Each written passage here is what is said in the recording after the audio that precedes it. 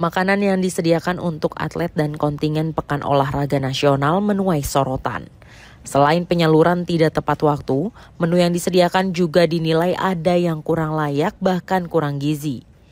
Salah satu menu terlihat dalam video yang diduga direkam oleh salah satu atlet saat mengeluhkan menu makanan yang disediakan.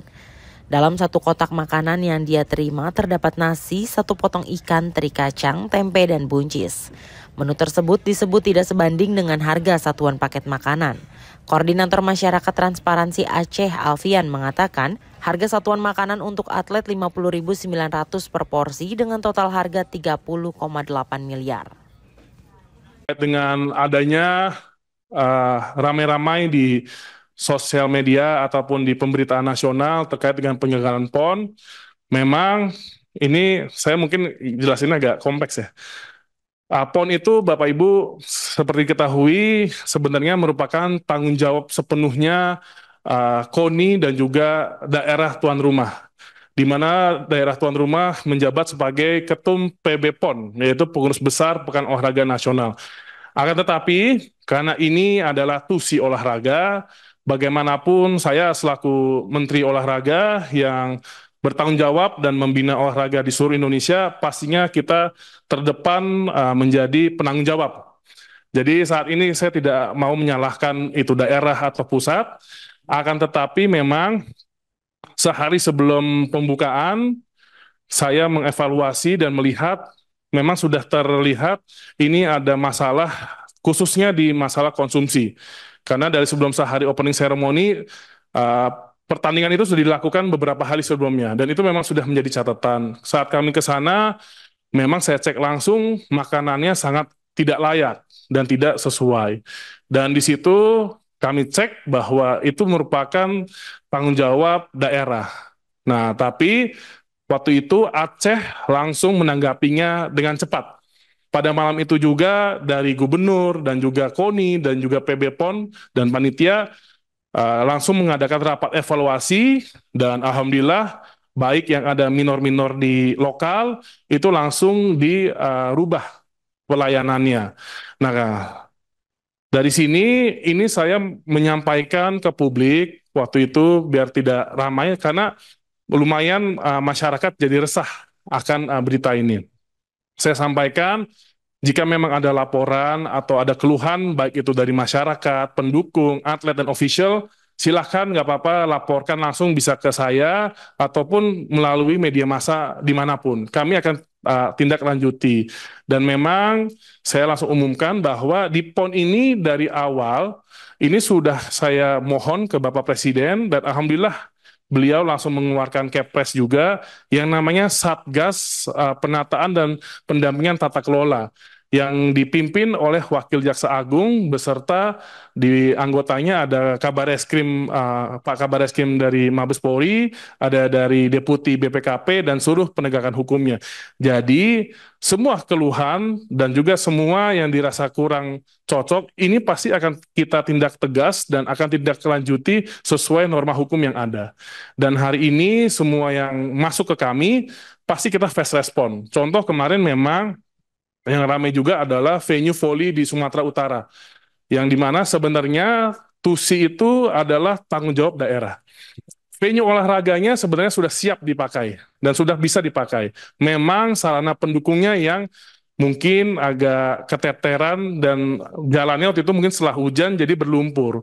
Nah, pada hari itu juga saya memohon ke Pak Basuki, PUPR, langsung akhirnya kami take over dan pemerintah pusat langsung masuk membenarkan jalannya. Alhamdulillah sekarang sudah rapi dan ini juga kami untuk di Sumut, di Aceh didukung juga dengan dari TNI dan polisi. Semuanya ikut membantu konstruksi tersebut. Jadi hal-hal seperti ini yang kami sedang coba benahi dan pastinya tidak menutup kemungkinan semua yang kurang-kurang dipersilakan saja dilaporkan dan pasti kita akan langsung evaluasi.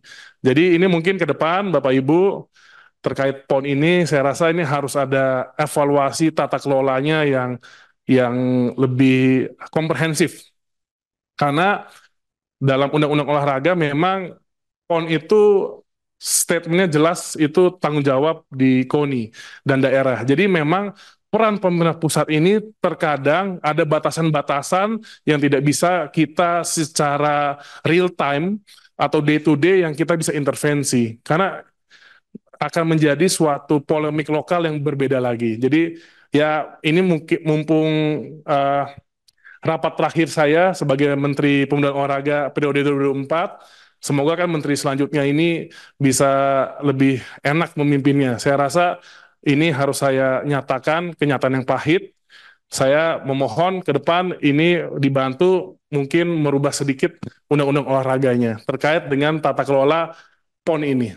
Bisa dilihat, saya bukannya mau membanggakan Kemenpora atau pemerintah pusat, bagaimana kami di pusat kemarin mendapatkan amanah menjalankan Piala Dunia Basket dan juga Piala Dunia U17 FIFA World Cup. Antusiasnya itu dunia, di lokal juga tinggi, tapi alhamdulillah sama sekali tidak ada catatan seperti yang sudah-sudah terjadi. Dan mungkin ini juga bukan kita mau mengenyamkan daerah, tapi pasti ke depan PON harus melibatkan daerah. Tapi controlling, pengelolaan manajerialnya, dan juga pengaturan SDM-nya itu yang butuh penguatan di pemerintah pusat. Karena ke depan kita ingin pemerintah daerah kuat, tapi mungkin transisinya itu yang harus kita siapkan. Terima kasih. Oh, saya Pimpinan, belum menutup. Pimpinan, sedikit saya pimpinan, dari meja pimpinan saya mohon izin.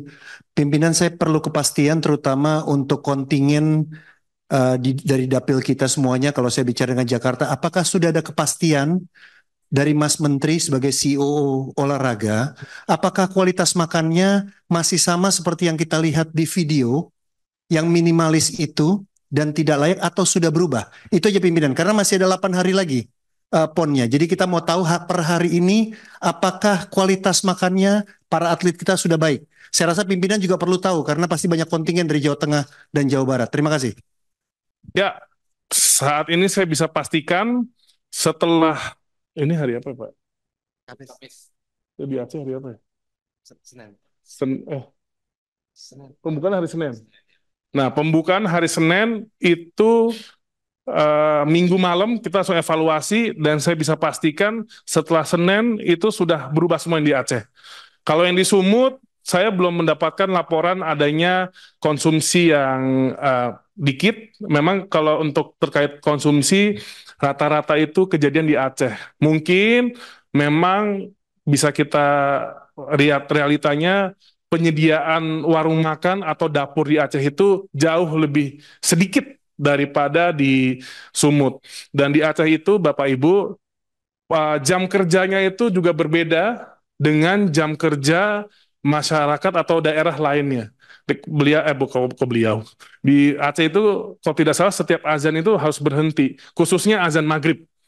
Nah, jadi memang ada keluhan juga terkait jadwal pengiriman. Tapi saya yakin ini ya bagaimanapun yang namanya kultur dengan kebutuhan harus kita cari match-nya, dan ini yang sedang lagi diadaptasikan. Jadi kalau makanan relatif lebih banyak masalah di Sumut, Sumut Aceh, mohon maaf, tapi itu saya rasa tadi kendalanya, dan di Sumut lebih kepada terkait dengan sarana pendukung yang sekarang juga sudah kita pastikan ini sudah beres. Terima kasih Pak Putra.